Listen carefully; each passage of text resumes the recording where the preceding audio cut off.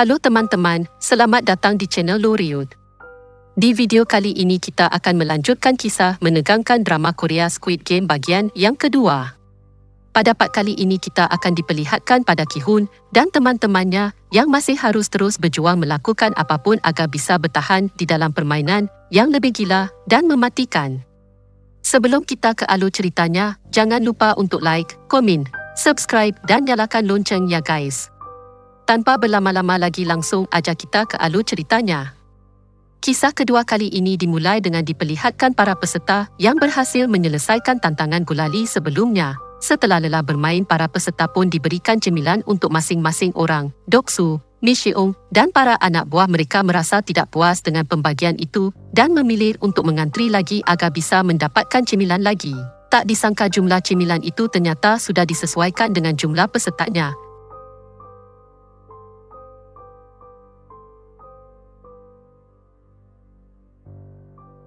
Jadi kerana perbuatan Doksu dan anak buahnya, beberapa peserta pun tidak mendapatkan bagian cemilan.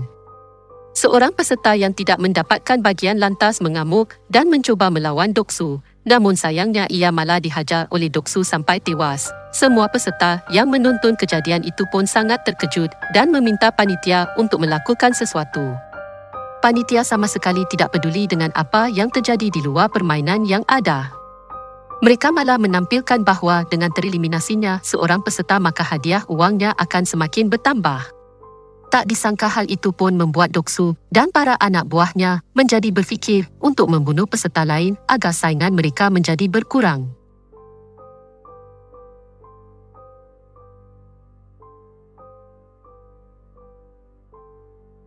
Tanpa sadar para peserta pun mulai terbagi menjadi beberapa kubu. Mereka pun saling bekerjasama untuk mempertahankan anggota-anggota di dalam grup mereka. Di waktu yang sama terlihatlah seorang peserta yang sedang melakukan sesuatu dengan beberapa panitia secara rahasia. Rupanya peserta itu adalah seorang doktor dan beberapa panitia di sana melakukan suatu kejahatan yang tidak diketahui oleh sang penyelenggara. Jadi para panitia itu melakukan jual beli organ peserta yang sudah mati dan si doktor ditugaskan untuk mengambil organ-organ mereka. Dengan imbalan ia akan diberikan informasi tentang permainan selanjutnya yang akan mereka mainkan.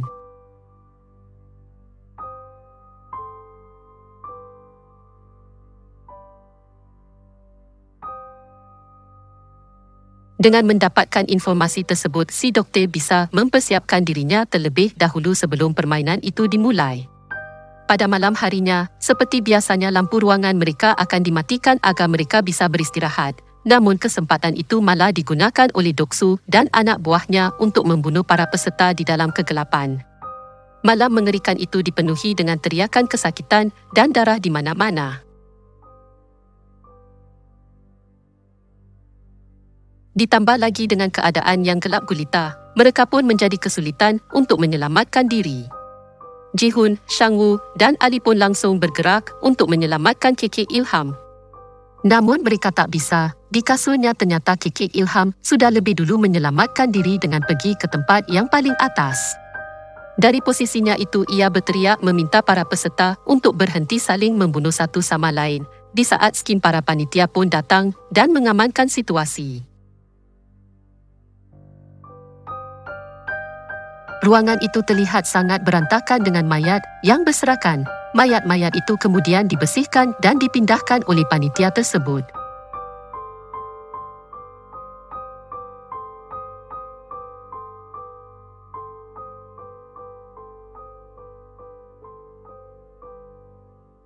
Singkat cerita, keesokan harinya mereka pun dikumpulkan kembali untuk mengikuti permainan selanjutnya. Kali ini mereka diminta untuk membuat tim yang berisikan 10 orang. Si doktor yang sudah mengetahui permainan pun sengaja memilih Doksu dan anak buahnya sebagai timnya kerana permainan yang akan mereka mainkan adalah tarik tambang.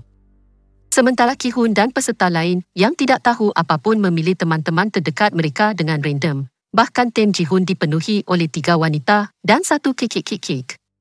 Alhasil tim itu pun menjadi sasaran empuk bagi tim lainnya. Tarik tambang yang akan mereka mainkan bukanlah tarik tambang biasanya. Mereka akan bertanding di atas ketinggian, sehingga salah satu tim yang kalah pastinya akan jatuh dan tewas.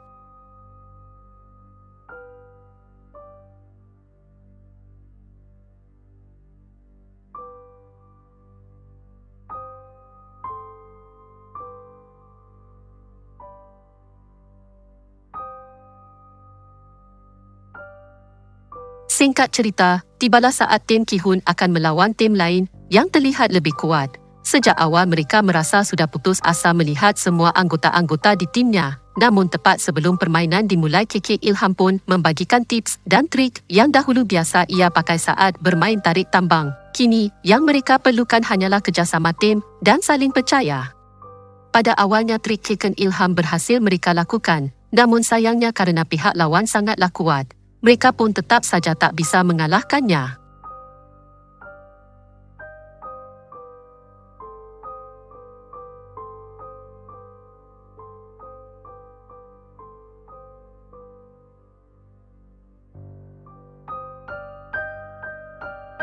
Sampai di detik-detik terakhir, Shang Wu pun memimpin para anggota tim untuk melakukan langkah berani.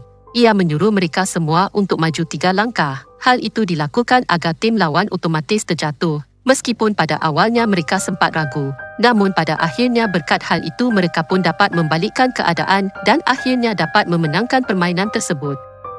Di akhir permainan dengan dari 80 peserta, kini tersisalah 40 peserta yang masih bertahan. Setelah permainan usai, seperti biasa si doktor akan dipanggil untuk melakukan operasi pengambilan organ.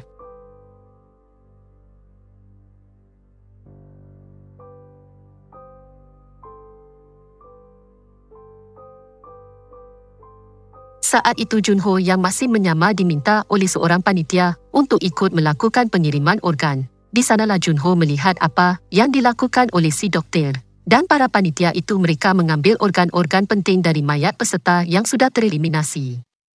Organ-organ itu nantinya akan dijual agar mereka bisa mendapatkan uang. Setelah menyelesaikan tugasnya, doktor itu pun meminta imbalannya pada para panitia. Namun para panitia itu mengaku belum mengetahui apa permainan selanjutnya.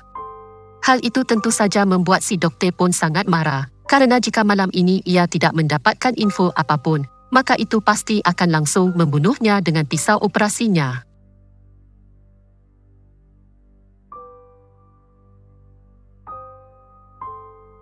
Ia pun langsung membunuh seorang panitia dengan brutal. Setelah itu ia pun keluar dan kabur dari ruangan labirin tersebut dan dikejar oleh seorang panitia. Sampai akhirnya mereka pun tiba di ruangan permainan sebelumnya. Di sana si panitia mencuba menenangkan si doktor kerana ia tak ingin frontman atau si penyelenggara mengetahui rahasia mereka. Namun sayangnya keributan itu pun langsung diketahui oleh frontman.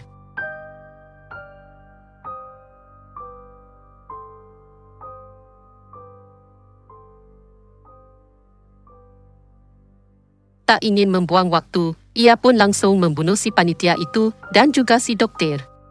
Frontman sebenarnya tidak peduli dengan kejahatan yang mereka lakukan di belakangnya. Namun dalam permainan itu ia sangat menjunjung tinggi kesetaraan. Ia tak ingin ada peserta yang diperlakukan spesial. Di sana ia percaya bahawa setiap orang berhak mendapatkan kesempatan terakhir untuk mempertahankan hidup mereka dengan adil.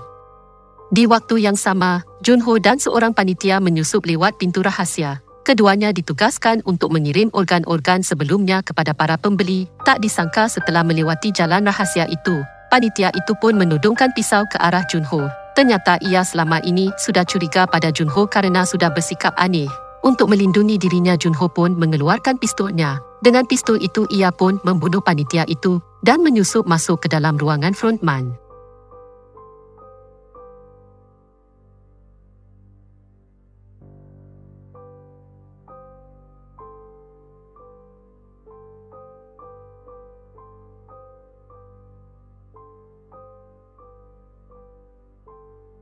Sementara itu, frontman dan para panitia pun melihat mayat panitia lain yang tertembak. Dari peluru di kepalanya, frontman yakin bahawa peluru itu adalah peluru dari pistol polisi.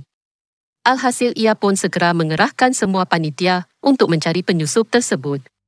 Sementara itu, Junho yang menyusup ke dalam ruangan frontman mencuba untuk mencari tahu informasi tentang kakaknya. Dari puluhan berkas-berkas di sana ia pun menemukan fakta bahawa kakaknya memang pernah menjadi peserta dalam permainan tersebut.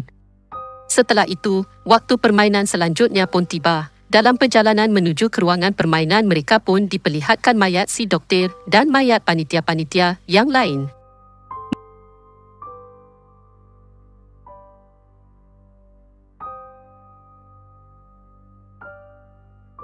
Mereka secara resmi meminta maaf sekaligus mengingatkan bahawa hal itu akan terjadi pada mereka jika mereka berbuat curang. Pada permainan kali ini mereka diminta untuk berpasangan 2 orang kerana jumlah peserta saat ini 39. Itu artinya akan ada 1 orang yang tidak memiliki pasangan. Saat itu tidak ada satupun peserta yang mau berpasangan dengan KK Ilham. Mereka takut jika di permainan kali ini akan membutuhkan kekuatan. Karena merasa kasihan, Gi Hun pun memutuskan untuk berpasangan dengan KK Ilham.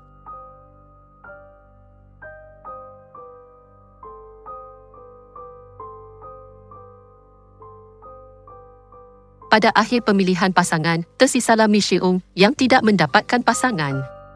Karena hal itu ia pun dibawa oleh para panitia ke ruangan lainnya. Di ruangan permainan, masing-masing peserta diberikan 1 kantung yang berisi 10 keliring. Dalam waktu 30 minit peserta yang mendapatkan 20 keliring di akhir permainan akan dinyatakan menang.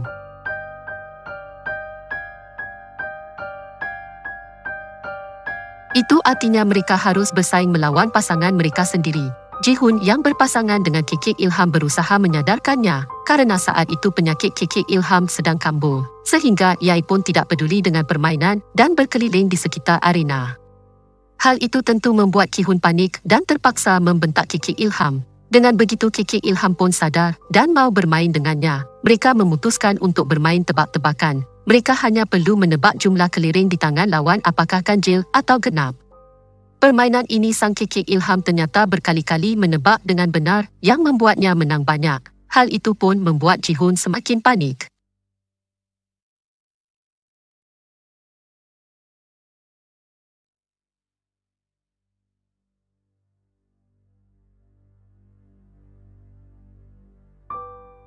Sementara Sang Gu yang berpasangan dengan Ali memutuskan untuk bermain secara adil. Dalam permainan itu, Ali pun menang dan mendapatkan keliring yang cukup banyak. Ali merasa bersalah dan tidak tegar pada Sang A, namun mau tidak mau salah satu dari mereka pasti akan mati. Sang Gu yang sudah kalah memutuskan untuk memanfaatkan kepolosan Ali.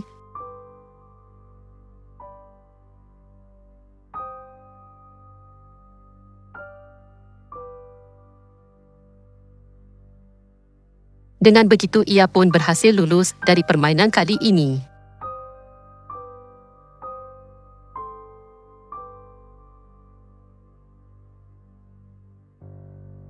Di sisi lain, Sae Byeok yang berpasangan dengan seorang wanita bernama Jiung memilih untuk menghabiskan 30 minit mereka untuk mengobrol. Dari sana Jiung pun menyadari bahawa Sae Byeok lebih pantas untuk selamat daripada dirinya.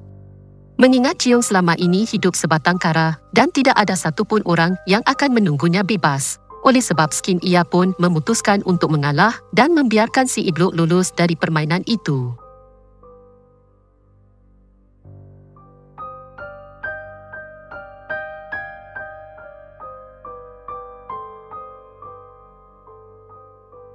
Kembali kepada KK Ilham dan Gi Hun, saat itu keliring Gi Hun hanya tersisa 1.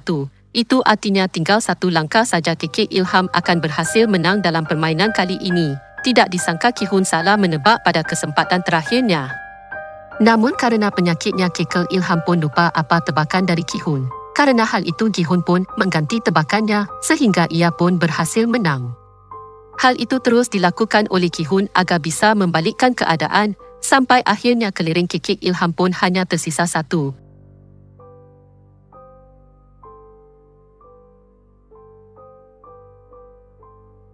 Saat itu KK Ilham pun menyarankan agar mereka bermain 1 ronde lagi namun harus mempertaruhkan semuanya.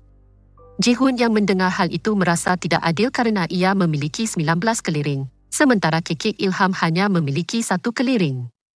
Mendengar hal itu KK Ilham pun berkata bahawa selama permainan tadi ia tahu bahawa dirinya telah dibodohi oleh Gi Hun. Namun ia sengaja membiarkan Gi Hun melakukan hal itu. Gi Hun yang mendengar hal itu pun merasa sedih dan bersalah. KK Ilham pun meraih tangan Gi Hun dan memberikan 1 keliring terakhirnya pada Gi Hun.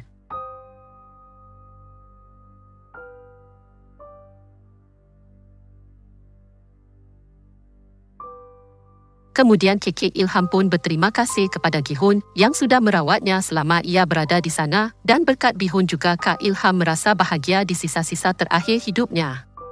Tepat setelah mengatakan hal itu, waktu pun habis. KK Ilham Ali dan yang lainnya pun dinyatakan tereliminasi dan ditembak hingga tewas. Dan part kedua pun akhirnya selesai. Terima kasih ya guys, sudah mau menyaksikan alur cerita kali ini. Untuk part selanjutnya pantengin aja di channel ini ya. Terima kasih.